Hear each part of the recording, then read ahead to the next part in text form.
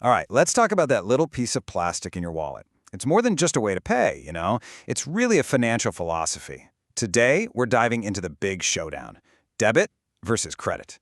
We're going to figure out which side you should really be on. So, which one is it?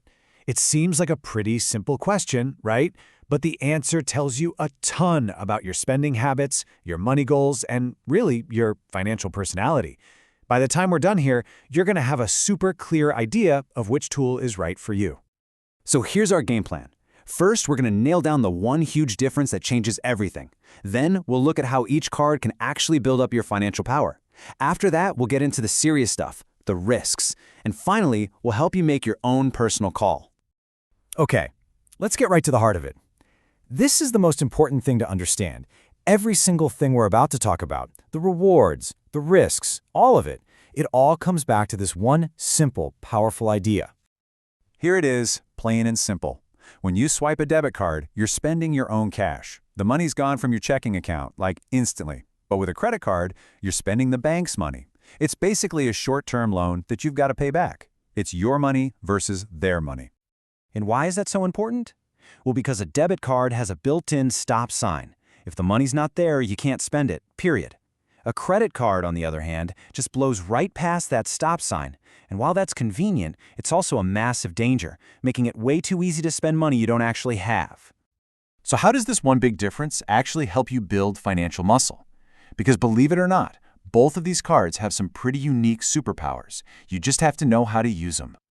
Okay, a credit card's main superpower is building your credit score. Think of that score as your financial report card. When you use your credit card responsibly, paying on time, not maxing it out, you build a great score. And that good score can save you thousands, even tens of thousands on a future car loan or a mortgage. And your debit card? Yeah, it's just sitting on the sidelines for this one. Doesn't do a thing for your credit.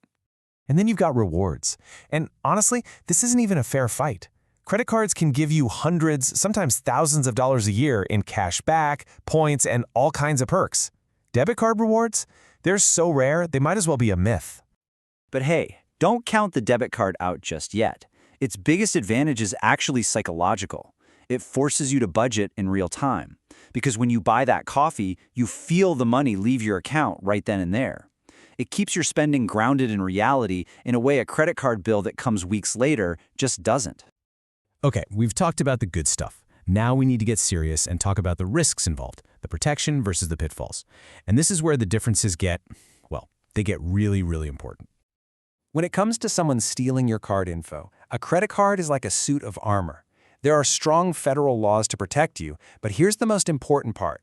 If a thief goes on a shopping spree, they're stealing the bank's money, not yours. Your cash is safe and sound in your account while the bank sorts out the mess.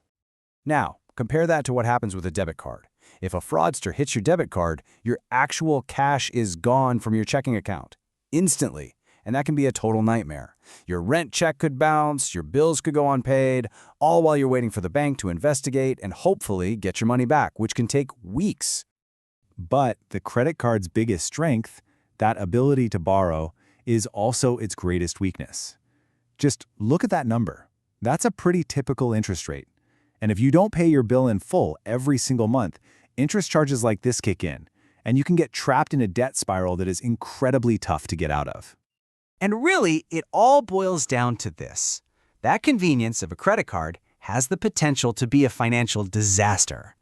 It's an incredibly powerful tool, and like any powerful tool, it demands respect and a whole lot of discipline.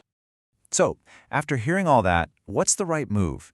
Well, here's the thing. There is no single best card. The best choice is deeply, deeply personal. It's not about the card, it's about you. Look, this all comes down to being honest with yourself. If you know you struggle with impulse spending, then the debit card is your best friend. It literally stops you from going into debt. But if you are disciplined, if you know you'll pay that bill in full every month, no exceptions, then the credit card wins for rewards and protection. Just be real about your own habits. That's the key. But here's the real pro tip, the secret that financially savvy people know. The question isn't really debit versus credit. The smartest approach isn't about picking a winner, it's about creating a strategy that uses both of them. Here's how it works, and it's so simple, it's brilliant. You use your debit card for your daily, everyday spending. Your coffee, your groceries. That keeps your budget in check.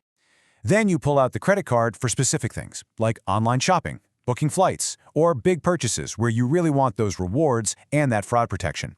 And the golden rule? The non-negotiable part is you always pay that credit card bill in full. In the end, it's not the plastic that matters, it's your behavior. These cards are just tools. A debit card is like a simple, safe handsaw. A credit card, that's a powerful, potentially dangerous chainsaw. So the real question isn't about the tool, it's about you. Which one can you handle responsibly?